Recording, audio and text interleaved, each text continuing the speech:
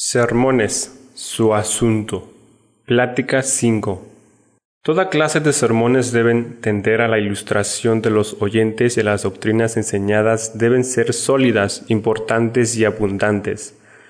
No subimos al púlpito solo con el objeto de hablar, sino que tenemos que comunicar instrucciones de la mayor importancia, y por lo mismo no podemos emplear el tiempo diciendo cosas fútiles por bonitas que sean. La variedad de nuestros asuntos casi no tiene límite, y por tanto no podemos tener disculpas si nuestros discursos son insípidos y triviales. Si hablamos como embajadores de Dios, no debemos nunca quejarnos de falta de asuntos, porque nuestro mensaje abunda en los pensamientos más preciosos. Todo el Evangelio se debe presentar desde el púlpito. Toda la fe, una vez entregada a los santos, debe ser proclamada por nosotros. La verdad, tal como se encuentra en Jesucristo, debe ser declarada instructivamente para que el pueblo no escuche simplemente, sino conozca la armonía de la misma. No servimos en el altar del Dios desconocido, sino hablamos a los que adoran a aquel de quien está escrito: los que conocen tu nombre confiarán en ti. Dividir bien un sermón es un arte muy útil, pero ¿de qué puede servirnos si no hay qué dividir? El que puede dividir bien es como una persona diestra en trinchar que tiene enfrente un plato vacío.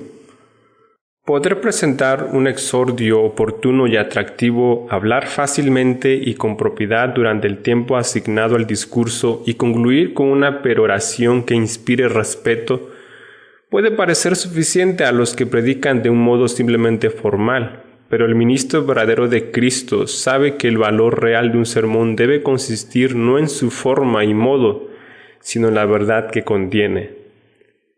Nada puede sustituirse en vez de la enseñanza. Toda la retórica del mundo es tan solo como la paja del trigo, cuando se pone en contraste con el Evangelio de nuestra salvación. Por hermosa que sea la canasta del sembrador, es cosa enteramente inútil si no contiene semilla. El mejor discurso que haya podido pronunciarse deja notablemente de llenar su fin si la doctrina de la gracia de Dios no se encuentra en él. Vuela sobre las cabezas de los hombres como una nube, pero no distribuye agua en la tierra sedienta y por tanto el recuerdo de él desalienta por lo menos a las almas que han aprendido la sabiduría debido a las lecciones de una necesidad urgente. El estilo de un hombre puede ser tan fascinador como el de la aurora, de quien alguno dijo que debía escribir con pluma de cristal mojada en rocío, sobre papel de plata y usar una vez de grenilla el polvo del ala de una mariposa. Pero ¿de qué importancia es para un auditorio cuyas almas están en el mayor peligro lo que no es más que elegancia? Por cierto que ésta es más ligera que la vanidad. Los caballos no se deben juzgar por sus cascabeles, ni por su guarnición, sino por sus miembros, huesos y raza. Y de igual modo, los sermones, cuanto son el objeto de la crítica de oyentes juiciosos, son estimados principalmente según el número de verdades evangélicas y la fuerza del espíritu evangélico que contienen. Hermanos, pensad vuestros sermones.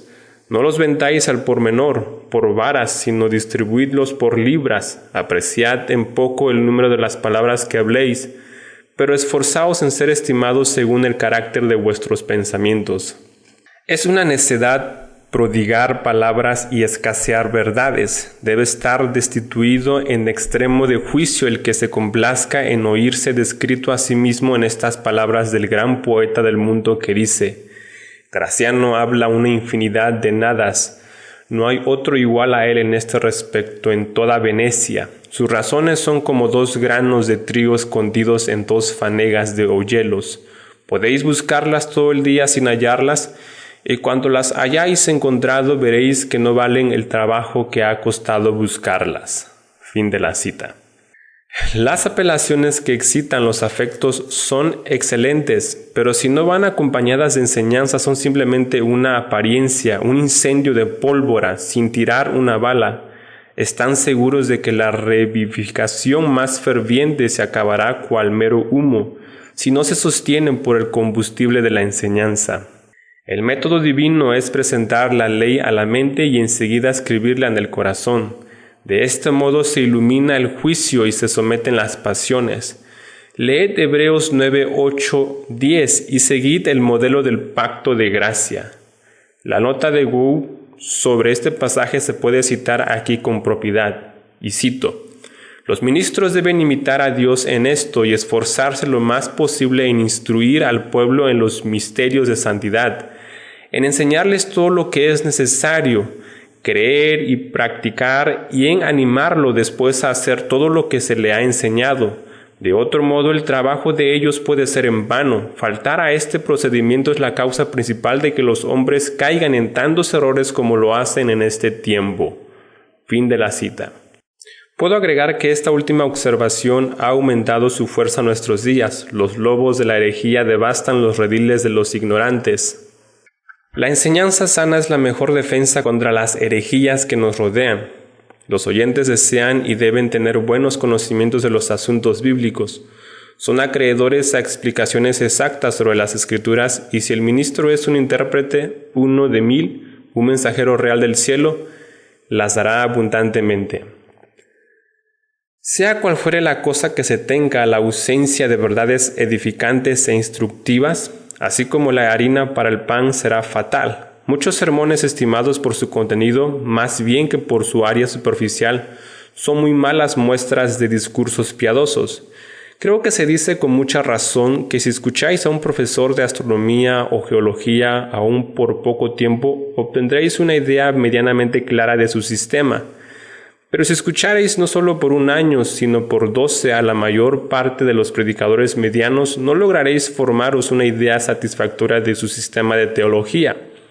Si esto es así, es una falta grave que no se puede lamentar demasiado. Y las declaraciones confusas de muchos respecto de las mayores realidades y el ofuscamiento de otros al pensar en las verdades fundamentales han dado mucho lugar a la crítica que acabamos de indicar. Hermanos, si no sois teólogos, no sois buenos para nada. Como pastores, podéis ser los mejores retóricos y hacer uso de las sentencias más pulidas, pero sin conocimiento del Evangelio y aptitud para enseñarlo, sois como metal que resuena o platillo que retiñe. Las palabras sirven con demasiada frecuencia como hojas de higuera para cubrir la ignorancia del predicador sobre asuntos teológicos. Se ofrecen muchas veces periodos elegantes en vez de doctrinas sanas y adornos retóricos en vez de pensamientos robustos. Estas cosas no deben existir. La abundancia de la declamación vacía y la ausencia de alimento para el alma tornará un púlpito en una caja de hinchazón e inspirará menosprecio en vez de reverencia. Si no somos predicadores que instruyen y no alimentamos al pueblo, podemos citar con frecuencia la poesía más elegante y vender por menor los sacos de viento de uso, pero estaremos como Nerón antiguamente, que tocaba el violín mientras que Roma estaba quemándose, y mandaba buques de Alejandría para traer arena con que emprendar el circo, mientras que la gente estaba pereciendo de hambre. Insistimos en que debe haber abundancia de pensamientos en los sermones y enseguida que estos deben estar conformes con el texto. El discurso debe ser sacado del texto por regla general, y cuanto más evidente sea esto, tanto mejor éxito tendrá, pero por lo menos debe estar relacionado muy íntimamente con el texto. Por vía de espiritualizar y acomodar los textos es necesario conceder mucha libertad, pero esta no debe generar un libertinaje y siempre debe haber una conexión y algo más que una conexión remota, es decir, una relación real entre el sermón y el texto. Oí hablar hace poco de un texto admirable que era a propósito o poco conveniente como podéis pensar.